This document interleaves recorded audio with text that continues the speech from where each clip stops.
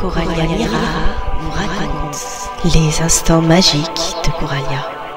Magie, astrologie, alchimie, spagyrie. Bienvenue en Arcadie. Bonjour à toutes et bonjour à tous, chers amis arcadiens et arcadiennes, amis sorciers et sorcières. Et oui, aujourd'hui, je vous présente une petite chronique dans les instants magiques de Coralia, une petite chronique qui s'adressera plus particulièrement aux sorciers et aux sorcières ou à tous ceux qui souhaitent approfondir ou découvrir bien le domaine de la magie. Alors, je vous présenterai pour cela deux livres que j'ai beaucoup aimés, puisqu'il s'agit du livre Les Sigils, traité de magie pratique et les clés du succès par Frater Udé. Donc c'était une réédition aux éditions Chronos Arenam. Et ensuite La magie des lampons Oudou et sorcellerie païenne par Athénos Orphée aux éditions Danaï. Voilà donc deux livres que j'ai beaucoup aimés et que je vais rapidement vous présenter. En tout cas, je vais vous expliquer en quoi ils peuvent vous aider à développer dans votre pratique magique à utiliser ces outils que sont les sigils et la magie des lampes. Alors, pour plus de détails, vous pourrez bien sûr retrouver une review de ces deux livres sur ma chaîne YouTube, puisque voilà, j'ai présenté ces deux livres, la manière dont ils étaient organisés, ce qu'on pouvait trouver en détail dedans. Donc, pour plus d'informations, rapprochez-vous de ces deux reviews sur ma chaîne Coralia Mira, ma chaîne YouTube. Donc, alors pour commencer, je vais vous parler du livre Les Sigils de Frater Udé.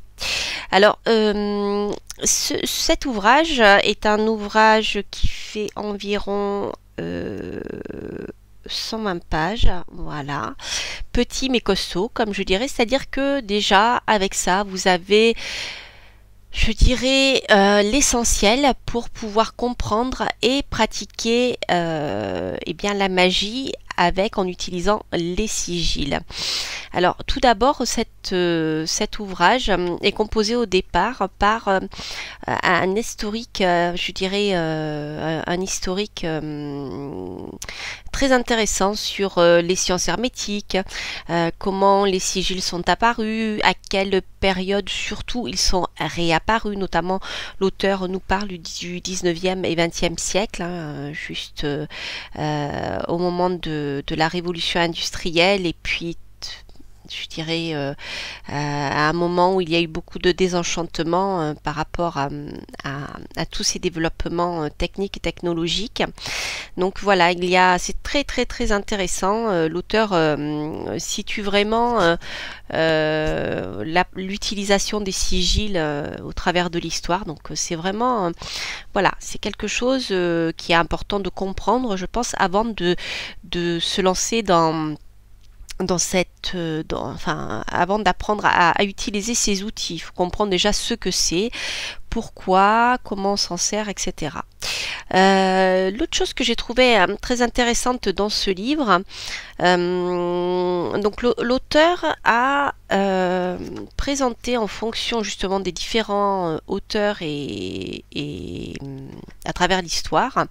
Donc il nous présente la création des sigils à travers les sceaux planétaires, donc que vous connaissez certainement si vous vous intéressez un peu aux sciences hermétiques. Donc les sceaux planétaires qui sont dessinés à partir du carré magique. Il présente également les sceaux des démons associés aux démons et le sceau qu'ils appellent les intelligences. Voilà, où on retrouve bien un certain nombre de voilà, de références. Donc c'est vraiment très très bien fait et l'auteur explique tout ceci en détail. Ensuite, chose qui me parle moi un petit peu plus, je dirais, ce sont les seaux personnels. Donc l'auteur explique comment dessiner ces seaux personnels, comment les concevoir, comment les créer. C'est-à-dire, il va expliquer comment créer un seau déjà à partir d'une intention. Donc ça ressemble un peu à la création d'un logo. Alors moi qui suis de la partie, puisque mon premier métier est infographiste, c'est quelque chose qui me parle beaucoup. Je vous explique pourquoi. Donc voilà, vous pouvez créer votre seau personnel. Et donc il vous explique en effet comment pour le créer, utiliser une intention. Comment créer le mantra qui est associé pour pouvoir renforcer sa puissance et bien sûr comment l'activer. Alors là c'est intéressant parce que l'auteur va vous parler des états de transe qui permettent d'activer ces sauts, mais surtout les différentes techniques qui existent pour entrer en transe et pouvoir les activer. Et notamment, il nous parle d'un sujet qui est un peu, je dirais, sulfureux, qui paraît un peu sulfureux, qui nous parle de sexualité. Donc je pense au tantrisme par exemple. Et là où j'ai trouvé ça intéressant, c'est qu'il nous explique l'utilisation de la sexualité pour pouvoir entrer en transe et activer ce sigil. Et de manière claire, je parle de clarté parce qu'en effet la sexualité a tellement été utilisée et déviée à des fins de satisfaction personnelle dans justement l'univers de la magie. Et là l'auteur explique clairement ce que c'est que l'état de transe sexuelle pour activer un sigil. D'accord? On est loin, je dirais, du gourou qui profite de sa toute puissance pour pouvoir satisfaire ses plaisirs personnels. Donc ça, je trouvais ça très très intéressant. Alors l'autre petite chose que j'ai trouvé très intéressante dans ce livre est le fait que l'auteur explique voilà comment graver par exemple un sigil une fois qu'on l'a créé, comment le maintenir dans la matière, et il explique aussi de manière très intéressante, c'est que par le passé il n'était pas question de graver des sigils parce que il pouvait tout à fait être récupéré par un mage, et donc celui qui avait créé ce sigil se retrouverait bien en danger puisque finalement ce qu'il avait mis dedans pouvait être récupéré et utilisé contre lui. Donc finalement le simple fait de le dessiner en l'air au lieu de le graver était suffisant pour le mage, et c'était extrêmement puissant sans avoir à passer par une gravure ou une représentation matérielle. Donc ça, j'ai trouvé ça très très intéressant. Alors en ce qui concerne la magie des lampes en oudou et en sorcellerie, donc par Athénos Orphée, alors ce livre est extrêmement intéressant de la même manière parce que il va nous expliquer déjà comment utiliser les lampes magiques en oudou et aussi en sorcellerie païenne. C'est-à-dire si vous avez une sensibilité qui se rapproche plutôt de la magie du houdou, à ce moment-là, eh bien vous allez trouver des rituels qui sont vraiment associés au houdou. Et si vous avez plutôt une sensibilité qui vous rapproche de la sorcellerie païenne, là c'est pareil, vous allez pouvoir pratiquer vos rituels en adéquation, je dirais, avec votre sensibilité. Alors de la même manière que dans le livre des sigils, il va nous présenter un peu l'histoire des bougies, et notamment qui sont les ancêtres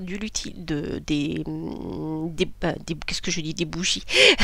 Il va vous présenter l'utilisation des lampes qui sont en fait les ancêtres des bougies, et donc il nous explique aussi de manière très concrète quels sont les avantages de l'utilisation des lampes par rapport aux bougies, notamment par le fait qu'on peut y inclure des plantes sans que ces plantes se retrouvent un peu carbonisées, comme ça peut être le cas lorsqu'on crée des bougies avec des plantes séchées.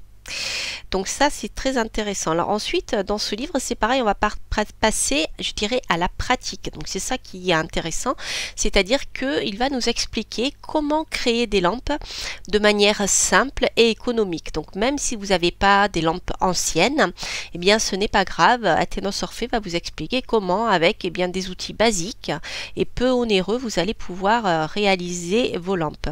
Donc ça c'est très très intéressant.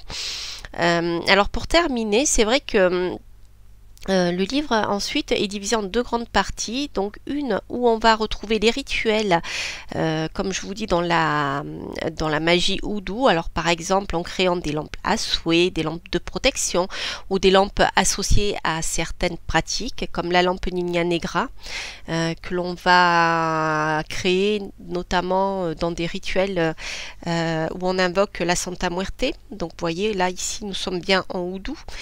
Et puis par exemple, pour vous donner une idée, bon, il y a beaucoup d'exemples, hein, je sais plus, j'ai pas regardé exactement, mais vous avez des dizaines et des dizaines de rituels, hein, donc c'est vraiment très très bien fait.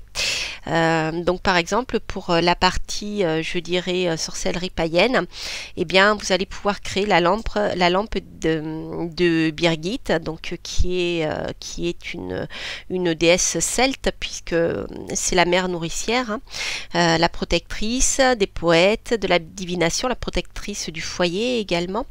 Il va nous donner des rituels pour créer des lampes destinées à certains esbats, certains sabbats, à certaines périodes de l'année, comme la période de Yule par exemple, et bien d'autres encore.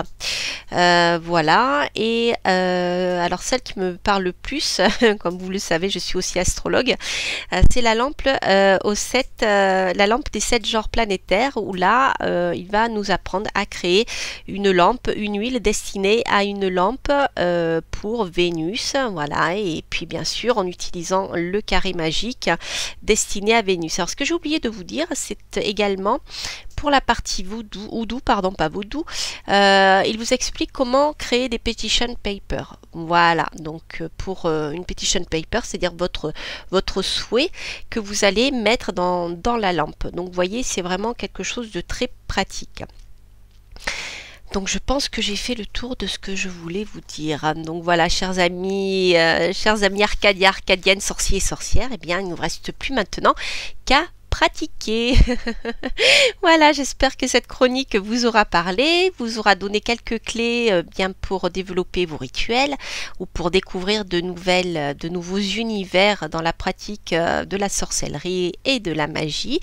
Alors n'hésitez pas à aller sur ma chaîne YouTube, vous retrouverez bien sûr le podcast de toutes ces chroniques. Donc ma chaîne YouTube qui est Coralia Mira. Voilà, et bien écoutez, je vous retrouve bientôt pour de prochaines aventures et je vous dis à très bientôt pour les instants magiques de Coralia. Bye bye. Coralia Mira vous raconte les instants magiques de Coralia. Magie, astrologie, alchimie, spagyrie.